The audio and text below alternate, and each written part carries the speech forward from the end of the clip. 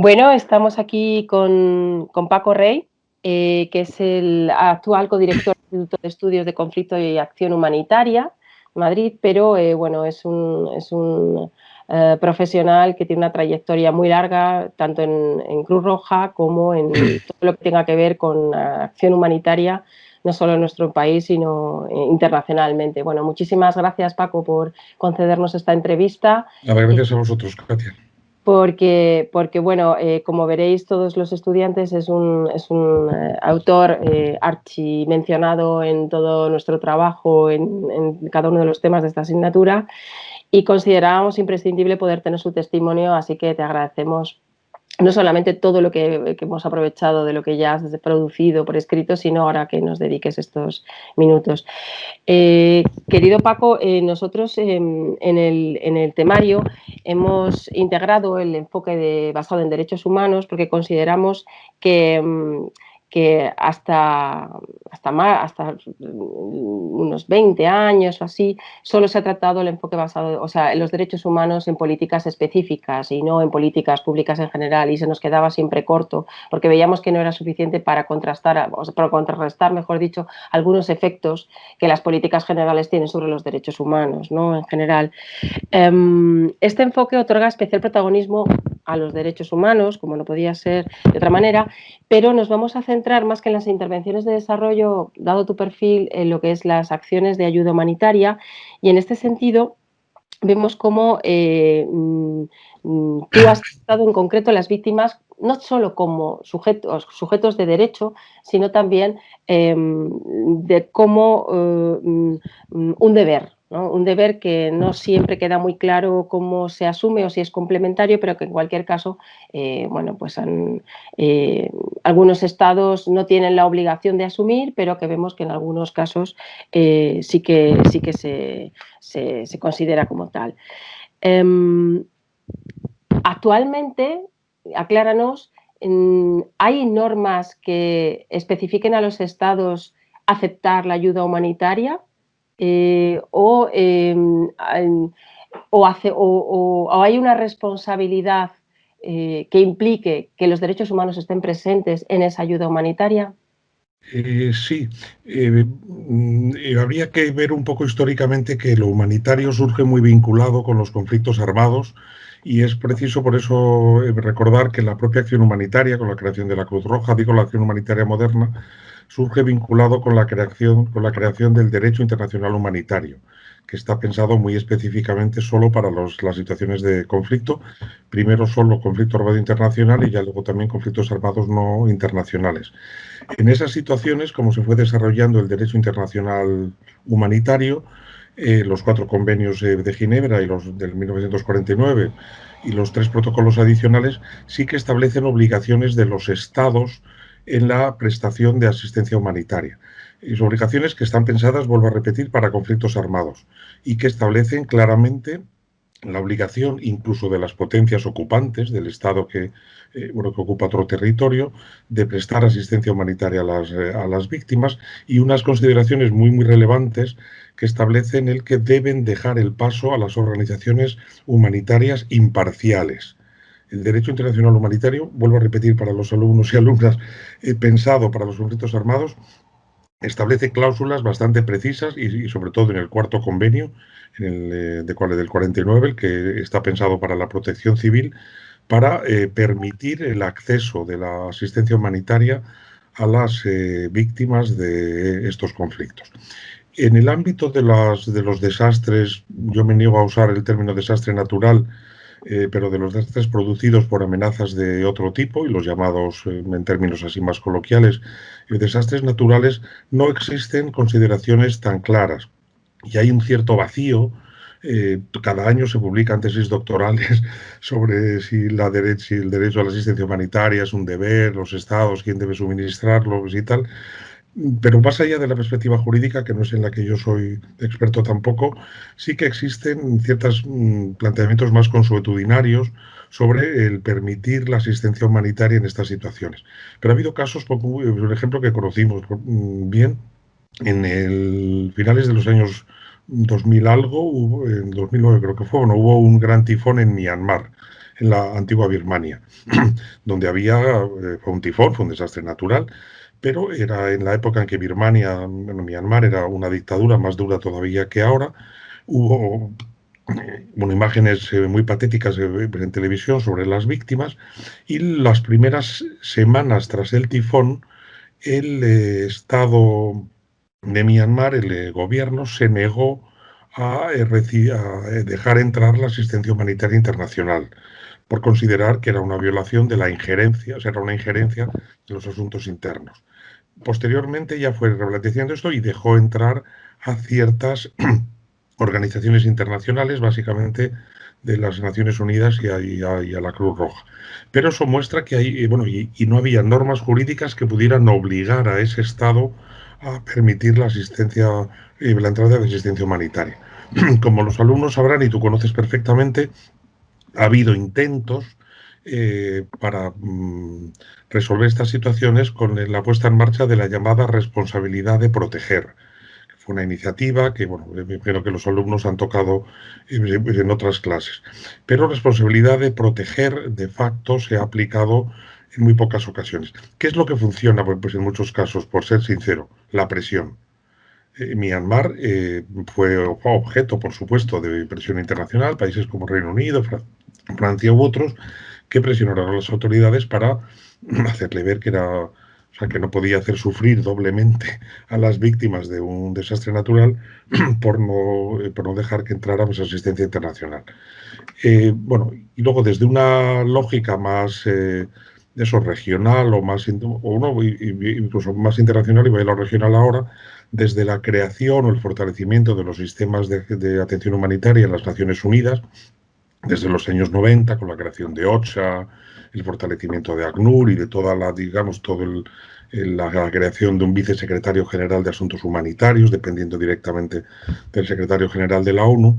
Digamos, estas cosas sí que hay una cierta tradición, bueno, un planteamiento más consuetudinario de permitir la asistencia humanitaria. Y pocos estados se niegan o se niegan durante un tiempo a permitir esta entrada de ayuda humanitaria, aunque sí la quieren limitar. Eso sí que es un clásico, permiten que haya ayuda humanitaria internacional y tratan de aprovecharla para ganar imagen también. Nosotros, gobierno, permitimos que venga asistencia humanitaria internacional y tal. Y eso lo hacen todos los gobiernos.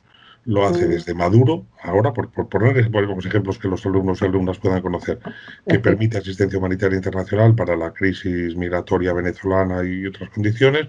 Lo hizo Uribe, su vecino colombiano, cuando estaba, pero en muchos países de África, en República Centroafricana, en la propia Libia, en la época, bueno, se ha permitido estas cosas. Pues sí que hay un cierto planteamiento en el que los estados, por lo menos, permiten ciertos mínimos de asistencia, sobre todo humanitaria. Otro problema, y bueno, ya me callo, es No, por favor. las tareas humanitarias que tienen que ver con protección. Cuando las ONGs humanitarias o las propias Naciones Unidas se plantean ya hacer, qué sé yo, pues visitas a cárceles, visitas a campos de refugiados que están funcionando de una manera muy militarizada y donde las víctimas no tienen libertad de movimientos, eso, cuando ya se meten en tareas de protección y de derechos, es cuando se topa con los problemas. Todos los estados dejan que lleguen camiones llenos de cosas, porque muchas veces se van a aprovechar de ellas, pero cuando llegan abogados, gente que quiere entrevistar a víctimas, que quiere saber cuáles fueron las causas de su desplazamiento, ese tipo de cosas, ahí la situación es muy, muy complicada. Y hay muchos testimonios cada año, y los podemos ver ahora, de ONGs que están mucho en eso, Médicos Sin Fronteras, Médicos del Mundo, Acción contra el Hambre, o las propias agencias de Naciones Unidas, que conocen ese tema bien. Fíjate, esto que dices es muy interesante porque además, bueno, esto ha sido una tónica habitual en los países emergentes, ¿no? Esta protección de su entorno, digamos, jurídico propio nacional, ¿no? Y también un poco como pues, esa memoria, ¿no? Que hay histórica de intentar no ser, iba a decir colonizados, pero no sé si incluso Sí, sí, sí. Hay muchas veces que la propia ayuda humanitaria se ha percibido como una nueva forma de colonización. claro. Y en Francia hay muchos casos de eso, ¿no? La ayuda humanitaria llega, pero luego llegan otras muchas cosas. Claro, claro, no, la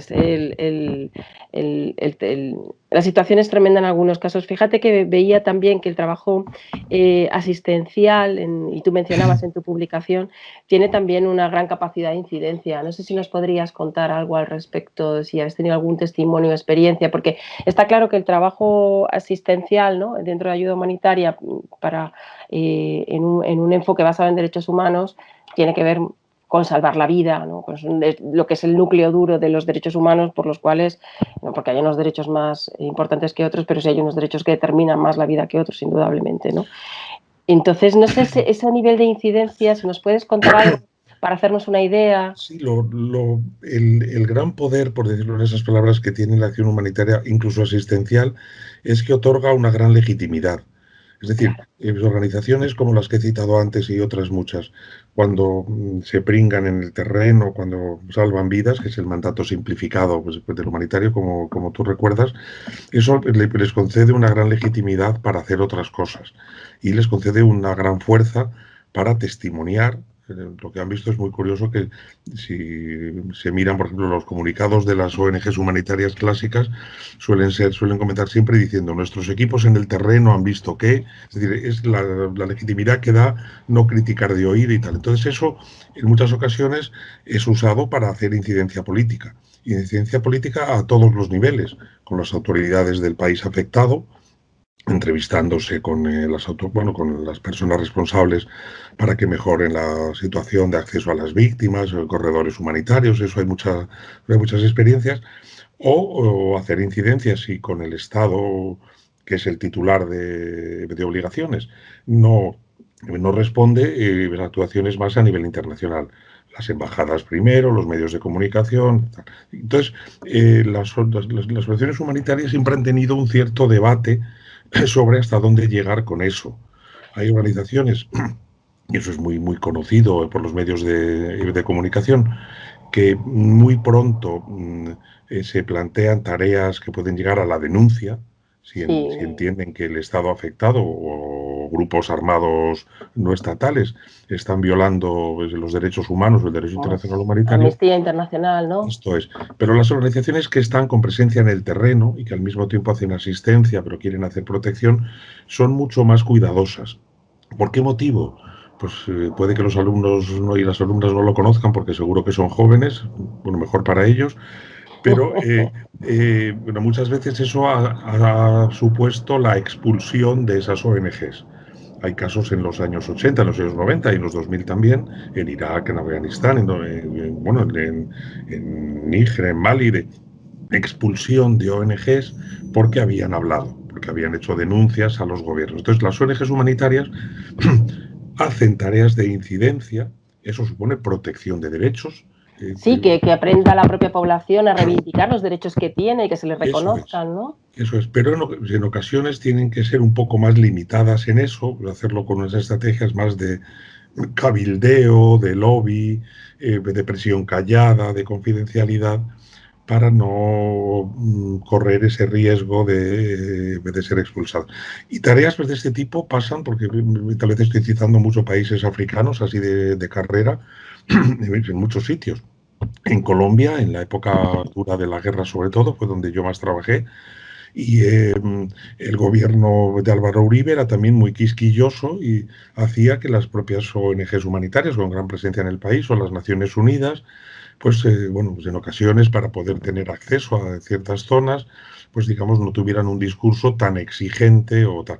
Pero yo creo que es importante ver que, bueno, que en el ámbito humanitario hay ciertas discusiones, es evidente, y los alumnos lo conocen bien, hay ONGs que hacen más, pues más denuncia y otras que son más calladas, como el propio Comité Internacional de la Cruz Roja, pero todas se plantean ver cuál puede ser, junto a la asistencia, la labor que más puede contribuir a la protección de los derechos vía incidencia o vía denuncia en el caso de que sea necesario. Y eso es importante verlo que de una forma u otra, porque cada sector tiene su propia jerga, lo que en el ámbito humanitario se llama protección, protección de los derechos, el derecho humanitario, pero también los derechos humanos o los instrumentos jurídicos específicos, los de la niñez, de la CEDAW o lo que sea. Se trata de canalizar a través de eso, de las tareas de protección humanitaria, que siempre deben ser, deben acompañar a las tareas puramente asistenciales. ¿Qué quiere decir eso? Pues que incluso en un desastre natural, pues una ONG humanitaria o una agencia de Naciones Unidas humanitaria consciente, pues si se plantea, qué sé yo, hacer algo que es muy, muy común, un albergue provisional para las víctimas desplazadas de una riada. Un caso simple y tal. Pues deben ser conscientes, por ejemplo, de que en los albergues provisionales que se construyen a veces en las escuelas, mal hecho, o en otros sitios, pues son situaciones donde aumenta mucho la vulnerabilidad de los niños y de las niñas, de situaciones de abuso y tal. Pues una ONG humanitaria consciente no debería solo usar los albergues para repartir alimentos, para que la gente duerma, para las tareas puramente asistenciales, sino ser consciente de que esa es una situación que va a generar un nuevo riesgo y tratar, en este caso, de proteger los derechos de los niños y de las niñas frente a eso. Es un ejemplo muy, muy simple, no es un conflicto armado, pero es una tarea de protección humanitaria, de garantía de derechos. Y eso es algo que cada vez se ha incorporado más. Nosotros desde IECA estamos haciendo ahora una investigación con las ONGs financiadas en temas humanitarios, con el Ayuntamiento de Madrid, pequeños proyectos, o sea, no son grandes, pero estamos analizando cómo incorporan esta dimensión de protección, o los casos clásicos de protección de los derechos de las mujeres, en situaciones de estigmatización tras violencia sexual basada en género en conflictos armados. Bueno, es decir, entender esta globalidad de los derechos humanos e incorporarlos de un modo u otro al trabajo humanitario de protección. Es que esto que nos cuentas es tremendamente interesante y relevante porque yo en toda mi experiencia y trayectoria como cooperante no tanto de ayuda humanitaria, quizás Sí, sí. más de intervenciones de desarrollo, mi fundamental preocupación ha sido siempre esos resultados negativos, esos resultados un poco que no se evalúan y que tienden y que conllevan mayores riesgos o mayores implicaciones no necesariamente positivas sobre la población en la que intentamos actuar, ¿no? Claro. Entonces, es tan difícil o sea, bueno, es relativamente fácil pasar por encima de esas acciones que vamos generando, ¿no?, en las intervenciones que no se analizan o que no se evalúan, porque como el financiador ni siquiera pregunta por ellas, pues como pasamos todos de puntillas, pero claro, en ayuda humanitaria esto es mucho más evidente, ¿no?, que ese tipo de riesgos, bueno, pues que se asumen, pues que tienen que ser abordados de alguna manera, ¿no? Claro. Yo, sí, dime, No, perdona. no, no. No, no, Acá. me gustaría saber si podías, ya para terminar, no te quiero robar más tiempo, que sé que eres un hombre muy, muy, muy ocupado, pero sí que me gustaría que nos dieras algún testimonio de algún proyecto especial en el que consideraras que realmente trabajar con ese enfoque basado en derechos humanos ha sido, digamos, la mejor manera de abordar una cuestión o una situación concreta y que desde luego el hecho de dejar de hacerlo porque no se tuvo en un principio en cuenta realmente fue una consecuencia bastante peor que lo que en un principio se intentaba abordar, ¿no? Sí, De de una acuerdo. manera. Sí, sí, comienzo por enfatizar eso que has citado del posible efecto perjudicial que las acciones de ayuda tengan. Y ahí la ayuda humanitaria está llena de mala conciencia y sobre todo hubo un libro hace muchos años, el famoso Do No Harm, no Sí, hacer daño, cómo la ayuda puede contribuir a la paz o la guerra, que hizo ver a los humanitarios el riesgo de que la buena voluntad pueda generar también resultados negativos. Y por tanto, como tú muy bien has citado, la necesidad de evaluación. Y yendo a la pregunta, un caso que conocí, vamos, hace pocos años y que lo pude vivir en Colombia, como decía, donde más trabajé, en una comunidad, bueno, en el departamento del Chocó, en la selva, que es un departamento con mucha población indígena y con mucha población afro, hubo unas situaciones muy graves de desnutrición y de mortalidad y de enfermedades en una zona de los indígenas en Vera y en Veracatío. Y ahí hubo proyectos humanitarios.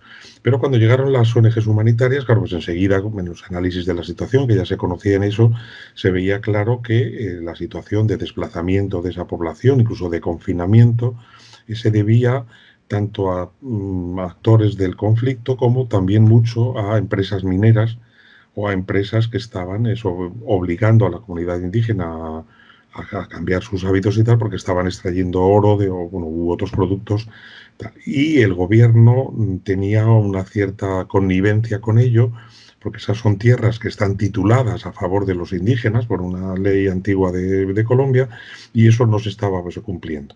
Y algunas de las ONGs humanitarias, en concreto, por ejemplo, nosotros trabajamos con la Federación Luterana Mundial, que es muy presente en esa zona, se plantearon, por supuesto, continuar con tareas asistenciales, suministro de alimento, creación de huertas para ese tipo de cosas, temas de salud, pero también colaborar con los líderes indígenas en la reivindicación del ejercicio de sus derechos frente a la Defensoría, el Defensor del Pueblo de Colombia, las autoridades, para que el gobierno garantizara la protección de sus tierras indígenas, en colaboración con la llamada Guardia Indígena y todo esto. Y fueron cosas que en algunas de las comunidades consiguieron.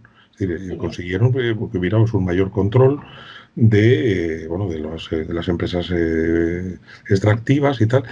¿Qué tiene que ver eso con los derechos? Claro, los indígenas se nutren de alimento de esas zonas, tienen el derecho a cazar en ciertas zonas, a producir alimentos y tal. Y con apoyo de ONGs humanitarias, también con ONGs de derechos humanos clásicas, de las que no hacen, digamos, asistencia, no amnistía, pero organizaciones locales colombianas, consiguieron vertebrar proyectos que junto a la asistencia garantizaban la protección de los derechos. Y finalmente consiguieron, sentencias judiciales, todo esto, pero consiguieron que en ciertas zonas del Chocó pues se reconociera de facto ese ejercicio de los derechos sobre un territorio que está titulado a favor de esos grupos. Ese pues, es un ejemplo, y tal vez sea un ejemplo un poco complicado porque tiene que ver ya con acceso a la propiedad de la tierra y tal, pero esos son derechos, y son derechos adquiridos por los grupos indígenas que muchas veces los humanitarios olvidamos. Pensamos mucho en el derecho a la alimentación, pero de una manera muy simplista, sin entender que eso tiene que ver con derechos más amplios, como en este caso el territorio.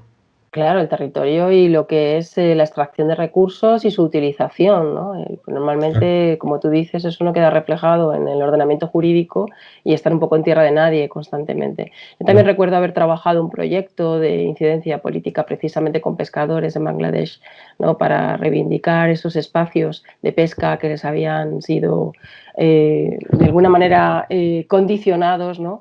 Y desde luego relegados en un segundo plano a otras cuestiones muchísimo más prioritarias por parte del gobierno, ¿no? Y ahí lo bueno fue también que pues he citado a una ONG, pero hubo otras, vieron muy claro, porque además fueron los propios líderes indígenas y las comunidades quienes plantearon eso. Yo participé en alguna reunión y es de que cuando las ONGs iban con su buena voluntad, con su Sí. esquema, digamos, asistencial clásico, los líderes claramente les decían, bueno, bien, pero lo que nosotros necesitamos es esto otro. Si no cambiamos leyes, si no garantizamos que el Estado proteja estos territorios, esto es pan para hoy, hambre para mañana. Y como ha pasado pues, en muchísimos proyectos. Entonces fueron ellos mismos, o sea, que no fue tampoco pues, la llegada del abogado, abogada iluminado de Bogotá que dice, no, ustedes, no, fueron los indígenas, claro, con mucha experiencia pues, de muchos siglos, donde sus derechos han sido pues, violentados, Cercionados, quienes claro. demandaron, o sea, quienes pidieron que se colaborara con ellos en términos jurídicos, claro, que fueran gente que pudiera pleitear, que pudiera presentar un recurso en los tribunales, que pudiera eh, eh, colaborar con ellos también, por ejemplo, en la propia constatación de los hechos, o sea, que se filmara, que se fotografiara, que hubiera entrevistas, y todo eso pues, lo hicieron y fue, por ejemplo, muy interesante como ONGs con un carácter más asistencial, como esta que yo citaba, de la Federación Luterana, también fueron cambiando eso, fueron incorporando profesionales diferentes, con otros conocimientos, no el nutricionista o el médico, sino el abogado o la abogada, para colaborar en ese tipo de tareas.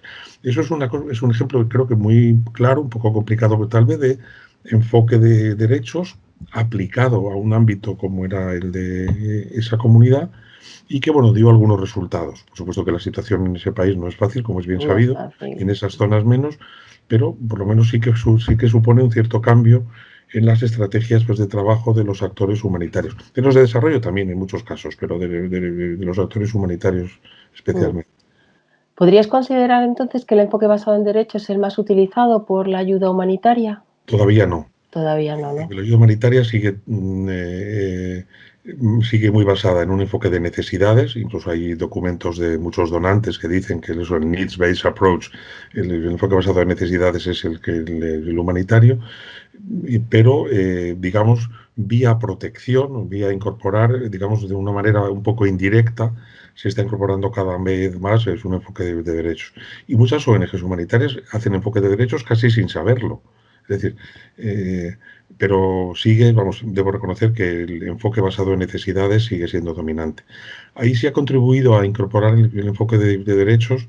Puede que a los alumnos y alumnas les interese aspectos más técnicos, la publicación de unas propuestas de normas para el trabajo humanitario que comenzaron con el proyecto Esfera, un Sí, proyecto sí, muy sí, lo conocido citamos en los temas, sí. de normas humanitarias, de estándares más que normas, que incorpora la protección y la defensa de derechos como algo esencial.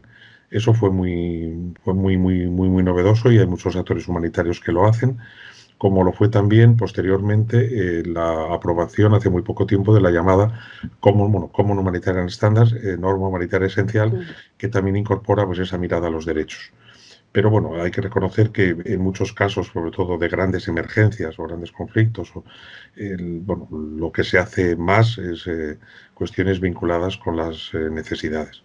Claro, y el hecho de no tener los derechos humanos tan presentes, ¿no? O tan, digamos, tan imbricados, ¿no? En las acciones, Sí, pues conllevan, yo creo que lagunas importantes, ¿no? Que, por tu experiencia, ¿podrías citarnos alguna? Y ya sí que terminamos sí, aquí. sí.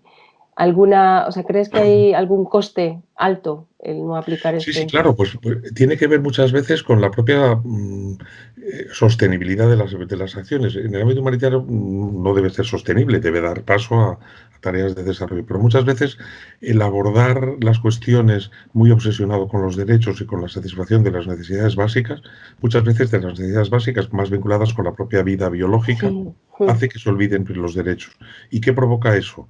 Pues que se nutre a la población pues, de alimentos o de agua durante un tiempo, pero si la población no ha asumido eso como un derecho que tiene que conquistar y que defender tal y cual, Sí, como decía entonces Amartya Sen, ¿no? Del derecho a la eso es, alimentación entonces y eso se convierte en una actividad puntual que en el corto plazo muchas veces es muy eficaz, pero que no genera cambios de más largo y plazo. puede generar mayor dependencia, Sí, incluso, bueno, pues traer un sí. poco falta de dignidad, ¿no? A la población que la recibe, eso también. Completamente. Y ahí sí es importante porque, y ya aprovecho para meter la morcilla, en España estamos, por ejemplo, olvidando ese componente de dignidad que tú citas, pero también en España. O sea, Mm, ¿por qué nos mm. empeñamos en que la gente que ha demandado, que pide alimentos con la crisis del COVID, las colas del hambre que se han dado pues, en llamar? Hay otras maneras de proveer de alimentos a la población, bueno, mucho más dignas.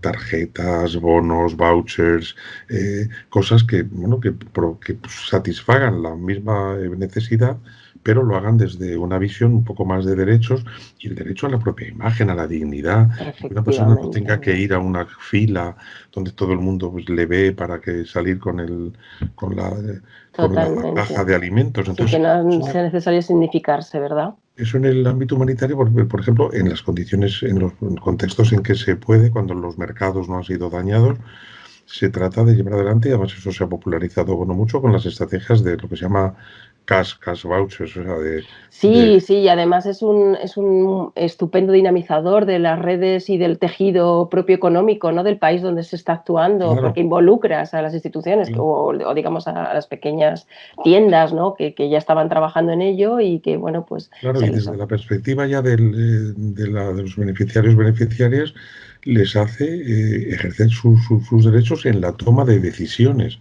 Ellos pueden Efectivamente. decidir que quieren comer o tal. ¿Que eso tiene riesgos? Bueno, nos llevaría muy lejos en esta entrevista.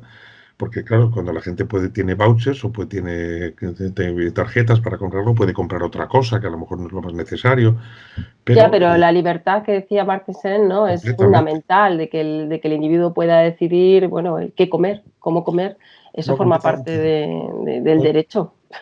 Sí, sí, yo creo que los alumnos deben tener claro eso, que en lo humanitario, eso con dificultades, como tú bien has sugerido, pero sí que se trata de llevar adelante una visión más amplia de los derechos de los seres humanos, más allá de la satisfacción de las necesidades básicas vinculadas con la vida.